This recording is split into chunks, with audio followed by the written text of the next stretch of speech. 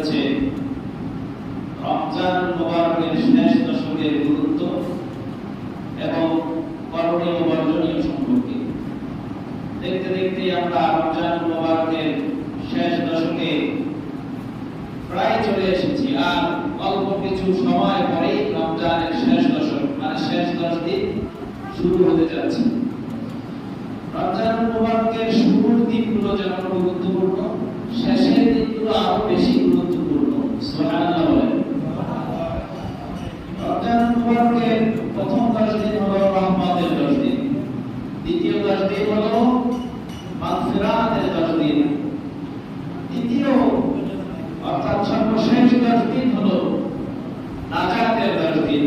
আল্লাহ রাব্বুল আলামিন এই 10 দিনে অসংখ্য অগণিত বান্দাদেরকে মাফ করে দিবেন। চিৎকার করে বলেন সুবহানাল্লাহ। এজন্য শেষ দশকের গুরুত্ব অপরিসীম। শেষ দশক আল্লাহ রাসূল সাল্লাল্লাহু আলাইহি ওয়াসাল্লাম খুবই গুরুত্ব সহকারে কাটিয়েছেন। আল্লাহ নবী সাল্লাল্লাহু আলাইহি ওয়াসাল্লাম রমজান মুবারকের শেষ দশক যখন আসতো, রাসূলুল্লাহ নিজের লঙ্গিকে শক্ত করে বেঁধে নিতেন যেন ইবাদত একাগ্রতার সাথে করতে পারেন, ইবাদত যেন অন্য দিনের চেয়ে বেশি করতে পারেন। সুবহানাল্লাহ বলেন। রমজান মুবারকের শেষ দশক আল্লাহ রাব্বুল আলামিনের কাছ থেকে নাজাত পাওয়ার দশক। রমজানের শেষ দশক মানে আল্লাহ রাব্বুল আলামিনের সান্নিধ্য হাসিলের দশক। রমজান মুবারকের শেষ দশক এটা এমন একটা সময়, যে সময় আল্লাহ রাসূল সাল্লাল্লাহু আলাইহি ওয়াসাল্লাম অন্য দিনের তুলনায়, অন্যান্য সময়ের তুলনায় ইবাদত আরো বেশি বাড়িয়ে দিতেন, ইবাদতের পরিমাণ আরো বেশি বাড়িয়ে দিতেন। চিৎকার করে বলেন সুবহানাল্লাহ। অন্য সময়ে যেমন ইবাদত করতেন, শেষ দশকে রাসূলুল্লাহ আরো বেশি ইবাদত করতেন। এমন ভাবে প্রস্তুতি নিতেন, নিজের লঙ্গিকে শক্ত করে বেঁধে নিতেন যাতে ইবাদত বেশি করে করা যায়। জোরে বলেন সুবহানাল্লাহ। শেষ দশকের বেশি কিছু আমল নিয়ে আজকে আলোচনা করব ইনশাআল্লাহ। এই যে আজকে শুক্রবার, আজকে 20 রমজান, ঠিক কি না? 20 রমজান চলতেছে। 21 রমজানের রাত আজকে সূর্য ডোবার পর থেকে শুরু। আমরা রমজানের চাঁদ যখন দেখছি, আগের রাতেই কিন্তু তারাবি করছি আমরা, ঠিক কি না? তাহলে রোজা পরে রাত আগে রাত পরে দিন। আমরা রাত্রে তারাবি করি, পরের দিন রোজা রাখি। সেই হিসাবে 21 রমজান মুবারকের রাত হলো আজকের রাত, মানে এই দিন যে সন্ধ্যা আসবে, সূর্য ডুববে, এটা হলো 21 তারিখের রমজানের রাত। এই শেষ দশক আল্লাহ রাসূল এত পরিমাণ ইবাদত বন্দেগী করতেন, শেষ দশক আসলে রাসূলুল্লাহ নিজের বাড়িতে চলে যেতেন। জয় বলেন সুবহানাল্লাহ। আল্লাহ রাসূল সাল্লাল্লাহু আলাইহি ওয়াসাল্লামের জিন্দেগিতে নবুয়ত প্রাপ্তির পরে জিন্দেগিতে আর কোনোদিন রমজান মুবারক আসার পরে ইতিকাফ ছাড়া রাসূলুল্লাহ থাকেন নাই। জয় বলেন সুবহানাল্লাহ। অর্থাৎ রমজান মুবারকের শেষ 10 দিন যখন চলে আসলো, রাসূলুল্লাহ প্রস্তুতি নিয়ে আগে ভাগেই মসজিদের ভিতরে ঢুকে যেতেন। সুবহানাল্লাহ। এজন্য শেষ দশক খুবই গুরুত্বপূর্ণ। শেষ দশকে আমরা কি আমল করব, আমাদের আমলগুলো কি হওয়া উচিত, কেমন হওয়া উচিত, সে বিষয়ে একটু সংক্ষিপ্ত আলোচনা করার ইরাদা করেছি। আল্লাহ কবুল করুন। আপনারা বলেন আমিন। সম্মানিত হাজিরিন, শেষ দশক রাসূলুল্লাহ যেমনভাবে প্রস্তুতি নিয়েছেন, সর্বোচ্চ নিজের আপ্রাণ চেষ্টা তিনি করেছেন ইবাদত সর্বোচ্চ করার জন্য। আমাদের এক নাম্বার করণীয় হলো আমরা আমাদের সম্পূর্ণ শক্তি দিয়ে, সামর্থ্য দিয়ে ইবাদতের প্রতি মনোনিবেশ করা, ইবাদতের প্রতি আমাদের দিলকে ঝুঁকিয়ে দেওয়া, ইবাদতের প্রতি আমাদের দিলের আগ্রহ তৈরি করা, যেন রমজানের শেষ 10 দিন আমাদের একটা মিনিট নষ্ট না হয়, একটা সেকেন্ড যেন আমাদের অবহেলায় না কাটে। এভাবে করে আমাদের শেষ দশকের প্রস্তুতি নেওয়া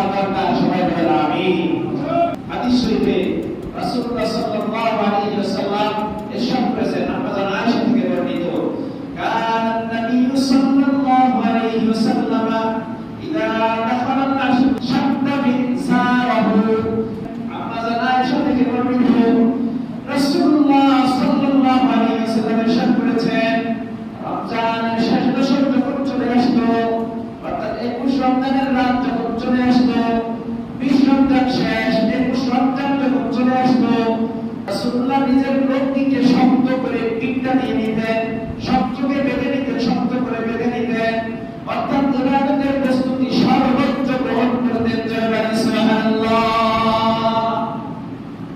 শেষ দশক আসলে রাসূলুল্লাহ ইবাদতের প্রস্তুতি কিভাবে নিতেন? নিজের লোকটিকে মানে কবরে গামছা বাঁধার মতো এমন ভাবে প্রস্তুতি নিতেন, অন্য সময় রাসূলুল্লাহ এমন প্রস্তুতি নিতেন না। জয় বলেন সুবহানাল্লাহ।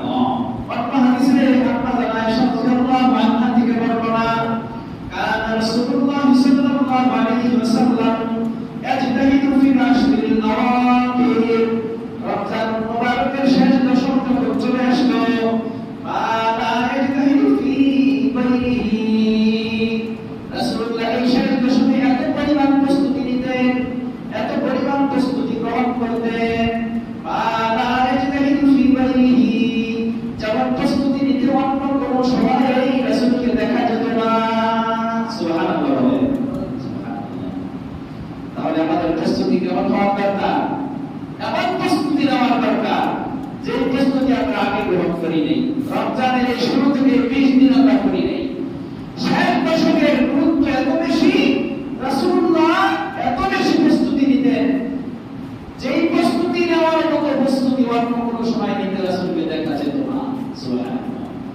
এরপরে আসেন রমজান মুবারকের শেষ দশকে এত বেশি গুরুত্বপূর্ণ, আল্লাহর নবী সাল্লাল্লাহু আলাইহি ওয়াসাল্লাম সারা রাত ভর জেগে জেগে তিনি এই শেষ দশকের প্রতি রাত্রে ইবাদত বন্দেগী করে কাটাতেন। সুবহানাল্লাহ, সুবহানাল্লাহ। প্রত্যেকটা রাত রাসূলুল্লাহ রাত জেগে জেগে না ঘুমিয়ে ইবাদত করে করে কাটিয়েছেন। জয় বলেন সুবহানাল্লাহ। আম্মাজান আয়েশা রাদিয়াল্লাহু তাআলা আনহা থেকে বর্ণনা, ইদা দাখালাল আশরু আহইয়া লাইলা, যখন শেষ দশকের রাত্রি চলে আসলো, আল্লাহর নবী সাল্লাল্লাহু আলাইহি ওয়াসাল্লাম আহইয়া লাইলা, সারা রাত ভর ইবাদত বন্দেগী করে করে কাটাতেন, ঘুমাতেন না। জয় বলেন সুবহানাল্লাহ। তাহলে বলেন তো শেষ দশকের গুরুত্ব আছে না নাই? অন্য সময় রমজানুল মুবারকে রাসূলুল্লাহ ঘুমাতেন, কিন্তু শেষ দশক শেষের 10 দিন যখন প্রবেশ করত, রাসূলুল্লাহ রাত জেগে জেগে তিনি ইবাদত বন্দেগী করে কাটিয়ে দিতেন। জয় বলেন সুবহানাল্লাহ। আহইয়া লাইলা, সারা রাত ভর ইবাদত করতেন রাসূলুল্লাহ, এক পরিমাণ ঘুমাতেন না রাতের বেলা। সুবহানাল্লাহ বলেন। এত পরিমাণ ফজিলত এই শেষ দশকে। এরপরে আসেন 3 নাম্বার আমাদের জন্য করণীয় হলো, আল্লাহর নবী সাল্লাল্লাহু আলাইহি ওয়াসাল্লাম রমজানুল মুবারকের শেষ দশক যখন চলে আসলো, রাসূলুল্লাহ নিজে ইবাদত করতেন, সাথে সাথে পরিবার পরিজনদেরকে ইবাদতের জন্য জাগিয়ে দিতেন। সুবহানাল্লাহ। তাহলে আমাদের করণীয় কি হবে? আমরা নিজেরাও ইবাদত করব, পরিবারকেও জাগিয়ে দিব, আমার ছেলে মেয়েদেরকেও ইবাদতের প্রতি তাগিদ করব। আল্লাহ রাব্বুল আলামিন বলেন, ইয়া আইয়ুহাল্লাযীনা আমানু কু আনফুসাকুম ওয়া আহলিকুম নারা, হে ঈমানদারেরা, তোমরা নিজেরা জাহান্নামের আগুন থেকে বাঁচো, সাথে সাথে পরিবার পরিজনদেরকেও জাহান্নামের আগুন থেকে বাঁচাও। কিভাবে বাঁচাবেন? নিজে আমল করবেন, সাথে সাথে পরিবার পরিজনদেরকেও আমলের তাগিদ দিবেন। রাসূলুল্লাহ এই প্রশ্নই করেছেন। আল্লাহর নবী সাল্লাল্লাহু আলাইহি ওয়াসাল্লামের হাদিসে পাওয়া যায়, কানা নবী সাল্লাল্লাহু আলাইহি ওয়াসাল্লাম ইদা দাখালাল আশরু, যখন রমজানুল মুবারকের শেষ দশক যখন চলে আসলো, ওয়া ইকাযা আহলাহু, রাসূলুল্লাহ নিজের পরিবার পরিজনদেরকে ইবাদতের জন্য জাগিয়ে দিতেন, ইবাদতের প্রতি তাগিদ করতেন, নির্দেশ করতেন। জয় বলেন সুবহানাল্লাহ। হাদিস শরীফে বর্ণনা পাওয়া যায়, আল্লাহর নবী রাসূলুল্লাহ সাল্লাল্লাহু আলাইহি ওয়াসাল্লাম রমজানের শেষ দশক যখন চলে আসলো, নিজে হযরত আলী আর ফাতেমার ঘরের দিকে যেতেন, মেয়ে আর মেয়ের জামাই বাড়ি যেতেন। যাওয়ার পরে তাদেরকে ডেকে ডেকে বলতেন, আলী ও ফাতেমা, তোমরা কি উঠবে না? ইবাদতের জন্য কি রজনী চলতেছে, যে দিন চলতেছে, এটা হলো রমজানের শেষ দশক। সুবহানাল্লাহ, সুবহানাল্লাহ।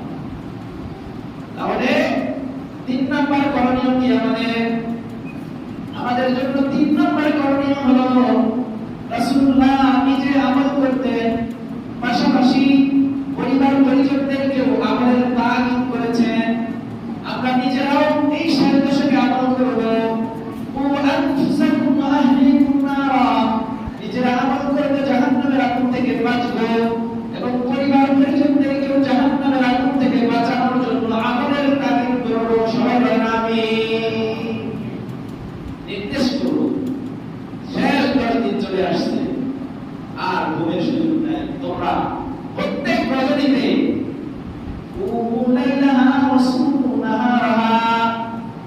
প্রত্যেক রজনীতে তোমরা আল্লাহর জন্য দাঁড়িয়ে যাবে, ইবাদতের জন্য দাঁড়িয়ে যাবে, নামাজে দাঁড়িয়ে যাবে, জিকির করবে, আল্লাহর স্মরণ করবে, ইস্তিগফার করবে। কেননা শেষ দশক হলো এমন দশক, যেই দশকে আল্লাহ রাব্বুল আলামিন সারা রমজানে যত মানুষকে মাফ না করেন, শেষের 10 দিনে তার চেয়ে বেশি মাফ করে দেন। সুবহানাল্লাহ।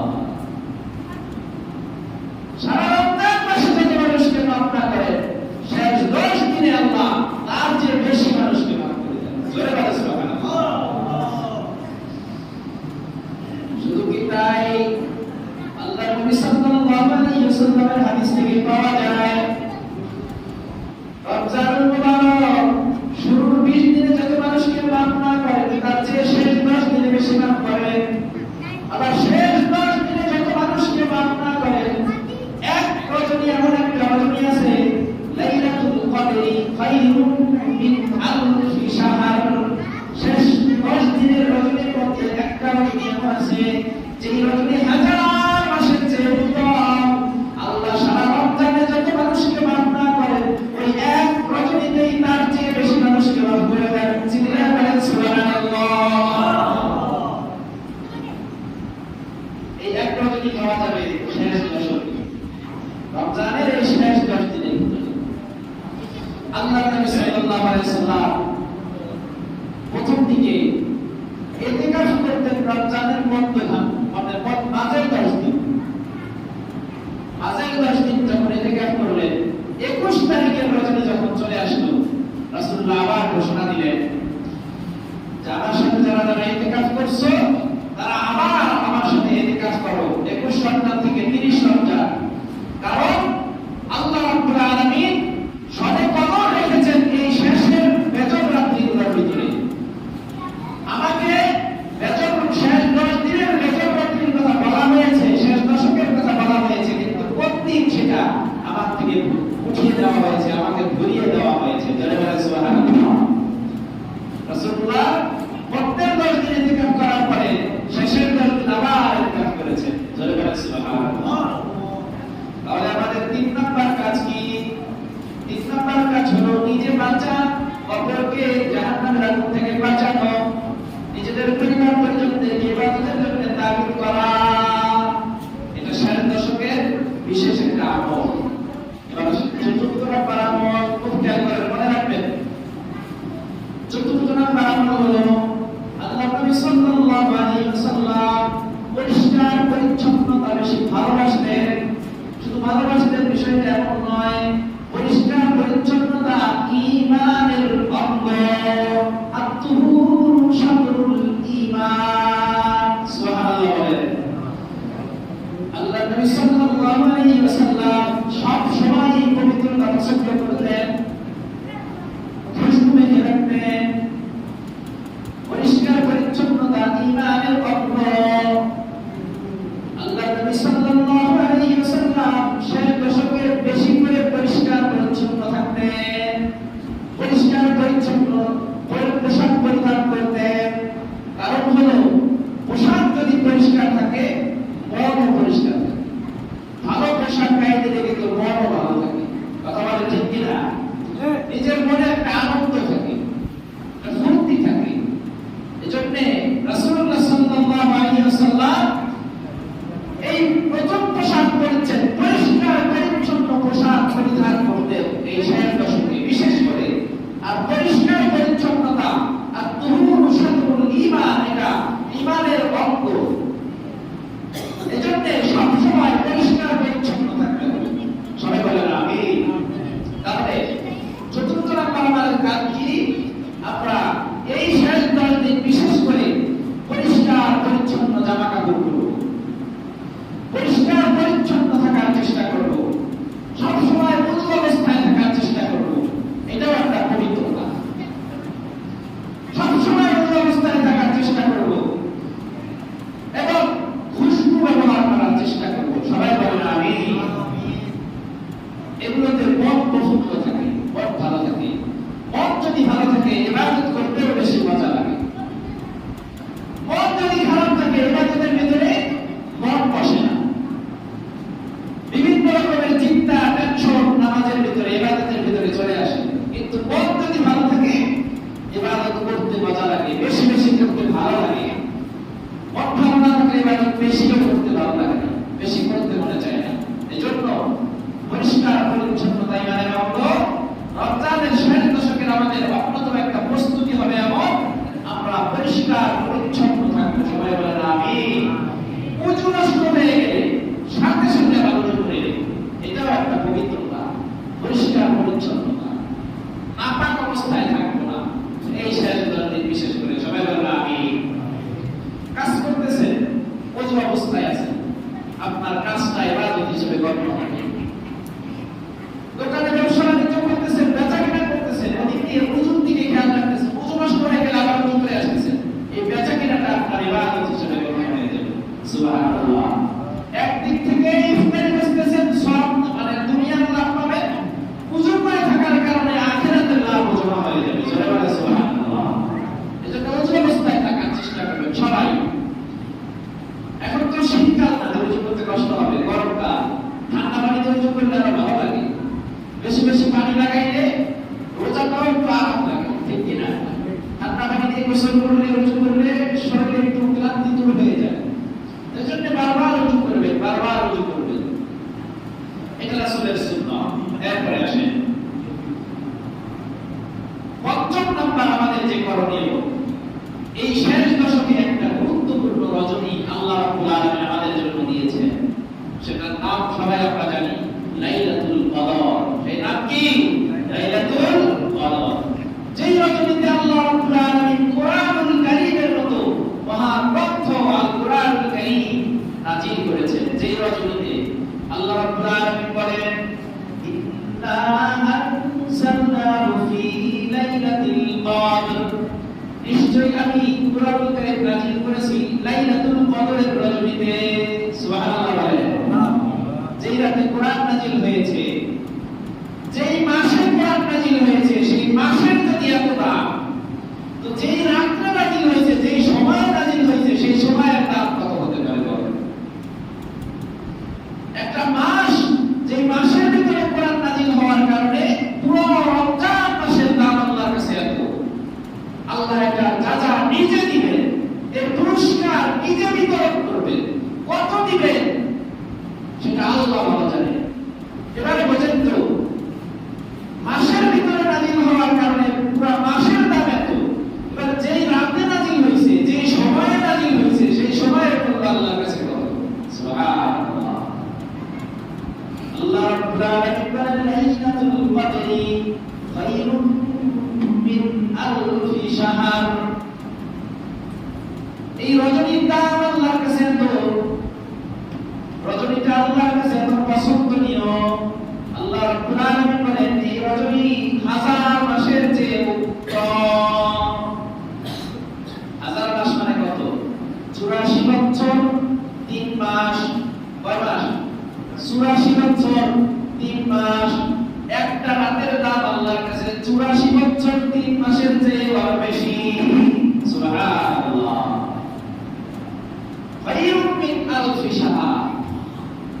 আরবিতে, আরবের হিসাব 1000 মাস মানে সর্বোচ্চ হিসাব যেটা বোঝানো হয়। 1000 মানে সর্বোচ্চ বোঝানো হয়। সে সময় সর্বোচ্চ বোঝানো হতো 1000কে। তাফসীরের ভিতরে মুফাসসিরিনে কেরাম এর ব্যাখ্যায় এরকম লিখেছেন যে সেই সময়ে যদি 1000-এর উপরে যদি মানুষের হিসাব যদি এমন হতো, মিলিয়ন বিলিয়ন বিলিয়ন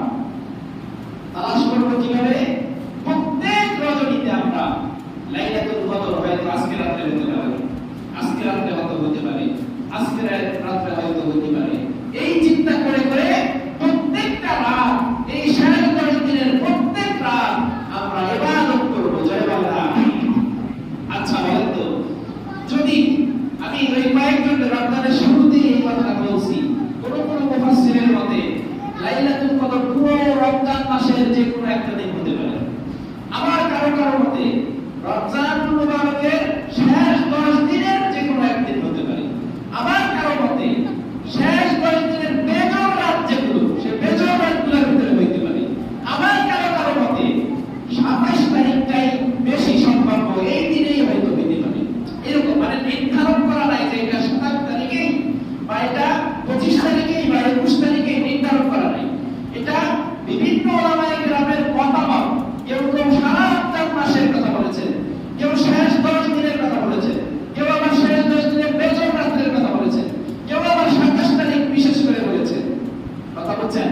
তাহলে এবার আসেন কোন দিন হয়ে যায় সেটা তো আমরা শিওর না।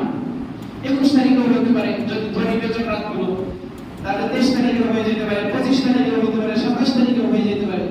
আবার যদি ওই যে শেষ 10 দিনের প্রত্যেক দিন যদি ধরি 22 তারিখে হতে পারে, 23 তারিখে, 24 তারিখ, 25 তারিখ, যে কোনো দিনই তো হয়ে যেতে পারে সবাই, ঠিক কিনা? যেহেতু আমরা জানি না, নির্ধারণ করা নাই তারিখটা, সেহেতু প্রত্যেক দিন আমরা অন্তত 5 টাকা 10 টাকা দান করব। আমার কথাটা খুব খেয়াল করেন। প্রত্যেক রাত্রে মানে সূর্য অস্ত যাওয়ার পরে প্রত্যেক রাত্রে আমরা অন্তত 5 টাকা 10 টাকা করে দান করব। লাভটা কি? মনে করেন এই 10 দিনে 5 টাকা দান করলে 5 10 50 টাকা আপনার দান করা হবে। কথা বুঝলেন?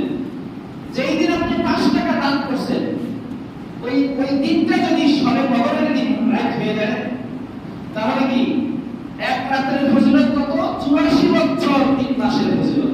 আর ওই দিন আপনি 5 টাকা দান করলেন, তার মানে আপনি 84 বছর 3 মাস প্রত্যেক দিন 5 টাকা দান করলেন। সুবহানাল্লাহ বলুন না? আমার হিসাবটা বুঝছেন? আচ্ছা, যদি 2 রাকাত করে নামাজ প্রত্যেক দিন রাখেন, আজকে রাতে মনে করেন সবে কদর হয়ে গেল, আজকে আমি 2 রাকাত নামাজ পড়ছি, নফল নামাজ এক্সট্রা, তাহলে আমার ফজিলতটা কেমন হইল? প্রত্যেক মানে 84 বছর 4 মাস পর্যন্ত প্রত্যেক দিন আমি 2 রাকাত নফল নামাজ পড়লাম। কেমন না বিষয়টা? সুবহানাল্লাহ। আচ্ছা, মনে করেন প্রত্যেক দিন আমি প্রত্যেক রাতে 100 বার আল্লাহ সুবহানাল্লাহ আলহামদুলিল্লাহ জিকির করলাম, আল্লাহু আকবার জিকির করলাম, ওই রাত মনে করেন যে সবে কদরের রাত হয়ে গেল। তাহলে বিষয়টা কি দাঁড়াইলো? 84 বছর 4 মাস পর্যন্ত আমি প্রত্যেক দিন রাতে সুবহানাল্লাহ 100 বার, আলহামদুলিল্লাহ 100 বার, আল্লাহু আকবার 100 বার, আস্তাগফিরুল্লাহ 100 বার বললাম। সুবহানাল্লাহ। তাহলে এই সুযোগ হাতছাড়া করা যাবে না। মানে যত ভালো কাজ করা যায়, যত ভালো আমল করা যায়, এই 10 দিনের রাতগুলোতে প্রত্যেক দিন আপনি এই ভালো কাজগুলো করবেন। কারণ রাতটা যদি সবে কদর হয়ে যায়, যেই ভালো কাজটা করছেন আপনার আমল প্রায় 84 বছর 4 মাস পর্যন্ত এক দিনও বাদ নাই। প্রত্যেক দিন আপনি সেই আমলটা করছেন, এই হিসাবে আপনার আমল নামায় যুক্ত হয়ে যাবে। চলে বলেন সুবহানাল্লাহ। তাহলে আমরা লাইলাতুল কদর তালাশ করব এইভাবে। ৫ম নাম্বার প্রস্তুতি আমাদের কি? লাইলাতুল কদর তালাশ করা, প্রত্যেক রাতে ইবাদত বন্দেগী করা, বিশেষ করে বেজোড় রাতগুলোতে ইবাদত বন্দেগী করা।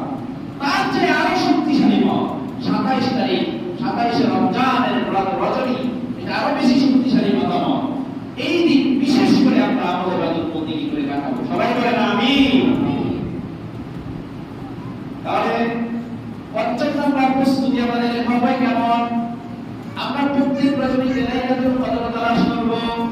আল্লাহ রাসূল সাল্লাল্লাহু আলাইহি ওয়াসাল্লাম প্রত্যেক রজনীতে লাইলাতুল কদর তালাশ করার নির্দেশ প্রদান করেছেন। সুবহানাল্লাহ। প্রত্যেক রজনীতে আমরা লাইলাতুল কদর তালাশ করব। এই বিশেষ আজকের যে রজনী আসবে, আজকের যে রাত আসবে, এই দিন শেষ হয়ে সন্ধ্যা আসবে, ইফতারি করব আমরা, সেই সন্ধ্যা থেকেই শেষ 10 দিনের গণনা শুরু। কথা বুঝতেছেন? আজকের এই রাত থেকেই শেষ 10 দিনের গণনা শুরু। তাহলে শেষ 10 দিনের ৫ম নাম্বার প্রস্তুতি আমাদের হবে লাইলাতুল কদর তালাশ করা। ৬ষ্ঠ নাম্বার প্রস্তুতি আসে আল্লাহ নবী সাল্লাল্লাহু আলাইহি ওয়াসাল্লাম জীবনে এমন কোন রমজানুল মুবারক বাদ দেন নাই যে রমজানুল মুবারক রাসূলুল্লাহ ইতিকাফ করেন নাই। সুবহানাল্লাহ। শুধুমাত্র একটা রমজানে রাসূল ইতিকাফ বাদ দিয়েছেন, এক রমজানে শুধুমাত্র ইতিকাফ বাদ দিয়েছেন বিশেষ কারণে, যুদ্ধের কারণে ইতিকাফ রাসূলুল্লাহ করতে পারেন নাই। তবে এই ইতিকাফটা পরের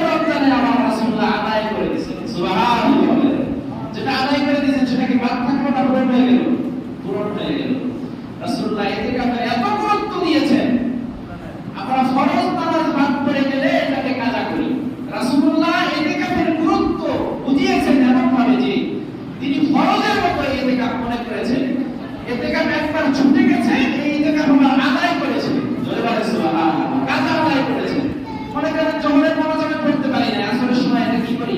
কাজা নামাজ আদায় করি, কাজা আদায় করে নেই, সুযোগ মতো আদায় করে নেই। রাসূলুল্লাহ যেই মাসে ইতিকাফ করতে পারেন নাই, যেই রমজানে, তারপরের রমজানে রাসূলুল্লাহ 20 দিন ইতিকাফ করছেন। জোরে বলে সুবহানাল্লাহ। ইতিকাফ করে এটা পরিপূর্ণ করে দিয়েছেন। তাহলে ইতিকাফ হলো এমন এক ইবাদত, যে ইবাদতের মাধ্যমে আল্লাহ রাব্বুল আলামিনের একেবারে সন্নিকটে চলে যাওয়া যায়। বান্দা আল্লাহর সবচেয়ে মাহবুব হতে পারে, আল্লাহর সবচেয়ে ভালো বন্ধু হতে পারে। জয় বলে সুবহানাল্লাহ। যেটা অন্য কোনো ভাবে সম্ভব নয়। আমি গত জুমায় আপনাদেরকে প্রস্তুতি নিয়ে আসতে বলেছিলাম, যারা যারা ইতিকাফে বসবেন একটু প্রস্তুতি নিয়ে আসবেন। ইতিকাফের মাসআলা শুনেন। ইতিকাফ 3 প্রকারের হয়। কয় প্রকারের? 3 প্রকারের। এক প্রকার হলো সুন্নতে মুআক্কাদা আল কিফায়া। সুন্নতে মুআক্কাদা আল কিফায়া হলো এমন, সমাজের সবার পক্ষ থেকে যদি কেউ না কেউ আদায় করে দেয়, সবাই দায়মুক্ত হয়ে যাবে, কারো গুনাহ হবে না। কিন্তু যদি সমাজের কেউ ইতিকাফ করে নাই, তাহলে সবাই গুনাহগার হয়ে যাবে। এটার নাম সুন্নতে মুআক্কাদা আল কিফায়া। কিফায়া মানে হলো সবার পক্ষ থেকে কেউ না কেউ করে দিলেই আদায় হয়ে যাবে। যেমন জানাজার নামাজ। জানাজার নামাজ হলো ফরজে কিফায়া, মানে সবাই যাওয়া লাগবে, বিষয় এমন না, গেলে সব আছে। সমাজের সব মানুষের পক্ষ থেকে কিছু মানুষ যদি জানাজা করে দেয়, তাহলে সবার আদায় হয়ে যাবে, গুনাহগার কেউ হবে না। কিন্তু যদি কেউ জানাজা না করে, সবাই গুনাহগার হবে। কথা বলছেন? কিফায়া বুঝতেছেন? কিফায়া মানে হলো সবার পক্ষ থেকে কেউ না কেউ আদায় করে দিলে আদায় হয়ে যাবে। এতে আরেকটা ইতিকাফ আছে, নফল ইতিকাফ। নফল ইতিকাফ, এই ইতিকাফটা কেমন? চাইলে আপনি শেষের 10 দিনে অথবা বছরের যে কোনো সময় আপনি এই ইতিকাফ করতে পারবেন। মনে করেন আপনার শুরুর 10 দিন আপনি বসার সামর্থ্য নাই, তাহলে আপনি মনে করেন 2 দিনের জন্য বসতে পারবেন, 3 দিনের জন্য বসতে পারবেন। এটা হলো নফল ইতিকাফ। কথা বলছেন? চাইলে 1 দিনের জন্য ইতিকাফে বসতে পারবেন। এই ইতিকাফের নাম কি? নফল ইতিকাফ। 3 নাম্বার হলো ওয়াজিব ইতিকাফ। মনে করেন আপনার এমন একটা অসুখ হয়েছে, আপনি নিয়ত করছেন আল্লাহ অসুখ যদি ভালো করে দাও, আমি 10 দিন ইতিকাফ করব, মসজিদে যেয়ে ইতিকাফে বসব। এই নিয়ত যদি করেন, যে কয়দিনের নিয়ত করছেন ওই কয়দিন আপনার ইতিকাফ করতে হবে। এবং এই ইতিকাফের শর্ত হলো আপনি সাথে রোজাও রাখতে হবে, রোজাও রাখতে হবে, আবার ইতিকাফও করতে হবে। এই দুইটাই মানে ওয়াজিব ইতিকাফ, মান্নত ইতিকাফ যেটা আপনি করছেন। রোগ বালা মুসিবত দূর হওয়ার জন্য আল্লাহ রোগ ভালো করে দিলে আমি ইতিকাফে বসবো, এই ইতিকাফ সর্বনিম্ন 1 দিন বসা লাগবে, এর কমে বসার সুযোগ নেই। নফল ইতিকাফ চাইলে আপনি এক বেলার জন্য বসতে পারবেন। কথা বুঝছেন? মসজিদে আমরা নামাজ পড়ার জন্য ঢুকছি, ইতিকাফের নিয়তে ঢুকলে যতক্ষণ মসজিদে আছি সেটাও একটা ইতিকাফ, এটা নফল ইতিকাফ। বছরের যে কোনো সময় আপনি বসতে পারবেন, বছরের যে কোনো মুহূর্তে আপনি বসতে পারবেন। চাই রোজার মাস হোক, রোজা ছাড়া হোক, যে কোনো সময় আপনি বসতে পারবেন। চাই 1 দিনের হোক, 2 দিনের হোক, 5 দিনের হোক, 10 দিনের, 1 মাসের হোক, যে কোনো দিনের জন্য আপনি নফল ইতিকাফ করতে পারবেন। কিন্তু মুআক্কাদা কিফায়া, এটা 10 দিনের কম বসার সুযোগ নেই। 10 দিনই এই ইতিকাফ করতে হবে, যে ইতিকাফের কথা রাসূলুল্লাহ আমাদের বলেছেন। যে ইতিকাফ না করলে সমাজবাসী সবাই গুনাহগার হয়ে যাবে। সেই ইতিকাফের মেয়াদ কয়দিন? 10 দিন। এবার আসেন, মহিলারাও চাইলে ইতিকাফ করতে পারবে। ঘরের কোনায় একটা নির্দিষ্ট কামরা সে বেছে নিবে, নির্দিষ্ট একটা জায়গা তৈরি করে নিবে, ওই জায়গা থেকে সে বের হবে না। এই 10 দিন সে ওইখানে বসে ইবাদত বন্দেগী করবে, ওখানেই থাকবে, ওখানেই ঘুমাবে। শুধুমাত্র জরুরতের কারণে প্রস্রাব পায়খানা করা লাগলে সে কি করবে? বাইরে বের হবে। বাকি বাড়ির অন্য সদস্যরা তার খানাটা তার ইতিকাফে পৌঁছায় দেবে। কথা বলছেন? পৌঁছায় দেবে। সম্মানিত হাজিরিন, ইতিকাফ খুবই গুরুত্বপূর্ণ এক ইবাদত। এর মাধ্যমে আল্লাহ রাব্বুল আলামিনকে পাওয়া যাবে। জোরে বলেন সুবহানাল্লাহ। ইতিকাফের মাধ্যমে রাসূলুল্লাহ সাল্লাল্লাহু আলাইহি ওয়াসাল্লাম বলেছেন, কোন বান্দা যখন ইতিকাফের নিয়ত করে ইতিকাফে বসে যায়, আসমানের ফেরেশতারা তার জন্য মাগফিরাতের দোয়া করতে থাকে। জোরে বলে সুবহানাল্লাহ। আল্লাহ আল্লাহুম্মা গফির লাহু আল্লাহুম্মা আরহামহু। হাদিস শরীফে এভাবে এসেছে যে রাসূলুল্লাহ বলেছেন, কোন বান্দা ইতিকাফে বসার পরে ফেরেশতারা তার জন্য বলে আল্লাহুম্মা গফির লাহু, আয় আল্লাহ তুমি এই বান্দাকে maaf করে দাও, আল্লাহ এই বান্দাকে maaf করে দাও, আল্লাহ এই বান্দাকে maaf করে দাও। সুবহানাল্লাহ। আবার আল্লাহ রাসূল বলেন, আল্লাহ এই বান্দার উপরে তুমি রহমত নাযিল করো, এই বান্দার উপরে তুমি রহমত নাযিল করো। জোরে বলে সুবহানাল্লাহ। এভাবে করে দোয়া করতেই থাকে। এইজন্য ইতিকাফ খুবই গুরুত্বপূর্ণ ইবাদত।